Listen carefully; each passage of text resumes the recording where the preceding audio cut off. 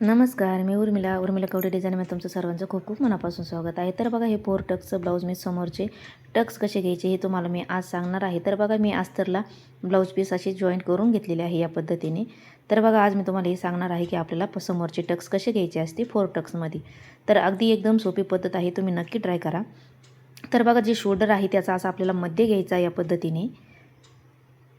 तर बघा, व्यवस्थित असा मध्य करून घ्यायचा आहे आणि त्याच्यानंतर इथं मध्यातून आपल्याला खडूनी मार्किंग करून घ्यायची आहे. तर बघा, पहिले मार्किंग करून घ्यायची आणि त्याच्यानंतर आपल्याला टक्स किती घ्यायची हे मी तुम्हाला सांगते. तर बघा, याचा बी असा मध्य घ्यायचा आहे. जो समोरचा आपला क्रॉसपट्टी जोडतो त्याचा पण असा मध्य घ्यायचा आहे आणि तिथं पण खडूनी मार्किंग करून घ्यायची आहे. आणि हा मोंडा आहे, ह्या मोंड्याचे पण असा आपल्याला दोन्ही पण असे एकावर एक असे ठेवायचे आणि याचा पण आपल्याला असा मध्य घ्यायचा या पद्धतीने. तर बघा, खडूनी अशी मार्किंग करून घेतलेली आहे. तर बघा, मध्यमधून असा खडूनी मार्किंग करून घेतल्याच्या नंतर आता आपल्याला जो खालचा टक्स आहे तो आपल्याला 2 इंच किंवा 2.5 इंच घ्यायचा असतो. तर बघा, मी 2 इंच घेतलेला आहे आणि त्याच्यानंतर दोन्ही साईडने आपल्याला अर्धा इंच घ्यायचा आहे. तर बघा, या पद्धतीने आपला हा समोरचा टक झाला आणि त्याच्यानंतर याच्यामधून आपल्याला इथं 1.5 इंचाची मार्किंग टाकायची आणि लाईन मारून घ्यायची. तर बघा, 1.5 इंचाचा गॅप टाकायचा आहे आपल्याला. तर बघा, इथून पण 1.5 इंचाचा आणि लाईन मारून घ्यायची आहे. तर बघा, 1.5 इंचाचा गॅप आला पाहिजे. तर बघा, इथं व्यवस्थित इकडून पण आपल्याला 1.5 इंचाचीच मार्किंग करायची आणि त्याच्यानंतर याची पण आपल्याला अशी तिरकी लाईन मारून घ्यायची आहे. तर बघा, इथं तुम्ही 1.5 इंच पण घेऊ शकता खालच्या साईडने किंवा 1 इंच पण घेऊ शकता. तर बघा, अशी लाईन मारून घेतलेली आहे. तर बघा, आपलेवाले हे टंग्स पॉईंट तयार झालेले आणि आपल्याला असे तिरक्या टिपा मारून घ्यायचे असते. तर बघा, हा खडू मोठा जाड खडू आहे त्याच्यामुळे याच्यावाल्या थोड्याशा मोठ्या मोठ्या लाईनिंग आलेल्या आहेत. तर बघा, जेव्हा आपल्याला टिप मारायची तेव्हा आपण व्यवस्थित करून घेऊया. तर बघा, त्याच्यानंतर ह्या असे मार्किंग झाल्याच्यानंतर इकडची जी साईड आहे ती अशी याच्यावरती ठेवून घ्यायची आहे आणि उमटून घ्यायची आहे. नाहीतर तुम्ही परत ही जशी आहे तशी आपण इकडून मार्किंग केलेली आहे तशी पण तुम्ही करून घेऊ शकता. तर बघा, व्यवस्थित अशी मार्किंग करून झालेली आहे दोन्ही याची आपलीवाली. तर आता आपल्याला याच्यावरती टक्स मारून घ्यायचे आहे. तर बघा, एकदम सोपी पद्धत आहे. या पद्धतीने असं आपल्याला मध्यातून अशी मारून घ्यायची. आता टीप आपल्याला तिरकी. तर बघा, तिरकी आपण जी अर्धा इंच घेतलेली आहे खालच्या साईडने तशी आपल्याला तिरकी टीप मारून घ्यायची आहे आणि पक्की टीप मारायची, कारण आपण याच्यावरती एकच टिपा मारत असतो. तर बघा, इथं पण अशी तिरकी टीप मारायची आहे आणि जशी आपण 1.5 इंचाची मार्किंग केलेली आहे तिथपर्यंतच आपली आली पाहिजे.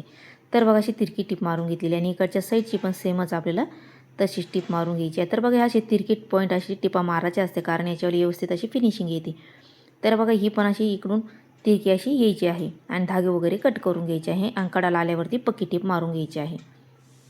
तर बघा, आता इकडची पण सेमच आपल्याला टक्स मारून घ्यायचा आहे. तर बघा, अगदी सोपी पद्धत आहे. तर तुम्हाला जमत नसेल नवीन शिकणाऱ्यासाठी तर 4 टक्सचे आपल्याला टक्स पॉईंट कसे घ्यायचे असते आणि कशा टिपा मारायचे असते आणि किती घ्यायचं असतं हे एकदम सोप्या पद्धतीत सांगितलेलं आहे मी. तर बघू शकता किती छान असा पप पडलेला आहे. धागे वगैरे कट करायचे आणि इकडं थोडंसं तिरकी आपण टिप मारली होती तिथं थोडंसं कापड कट करून घ्यायचं आहे. तर बघा, एकदम सुंदर असा पप पडलेला आहे, तुम्ही बघू शकता या पद्धतीने. आणि त्याच्यानंतर आपल्याला क्रॉसपट्टी कशी जोडायची ही पण तुम्हाला मी सांगणार आहे एकाच व्हिडिओमध्ये.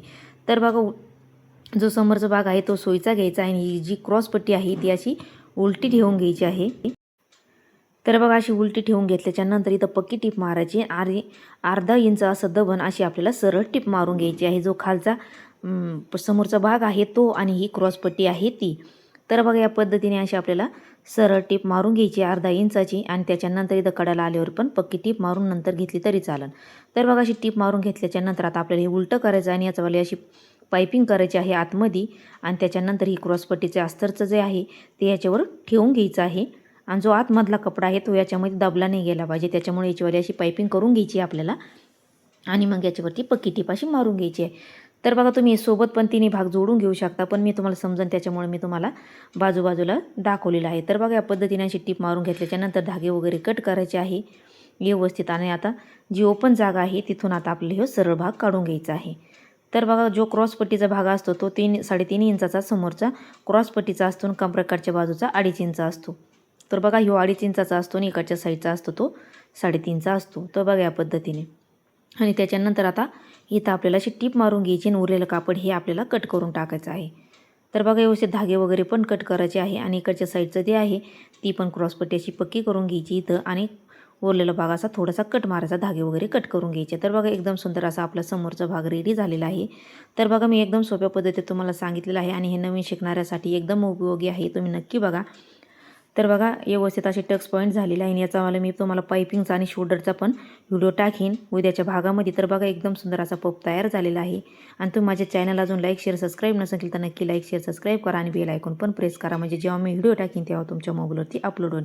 तर बघा मी दुसरा बघून भाग सेम याच पद्धतीने तयार करून घेतलेला आहे. हे एकदम सोप्या पद्धतीत. तर तुम्हाला आजचा माझा व्हिडिओ कसा वाटला तो पण मला नक्की कमेंट करून सांगा की तुम्हाला कसा वाटला. आणि याचा मी समोरचा भाग तुम्हाला रेडी करून दाखवलेला आहे. तर आजचा व्हिडिओ तुम्हाला कसा वाटला तो पण नक्की सांगा कमेंट करून.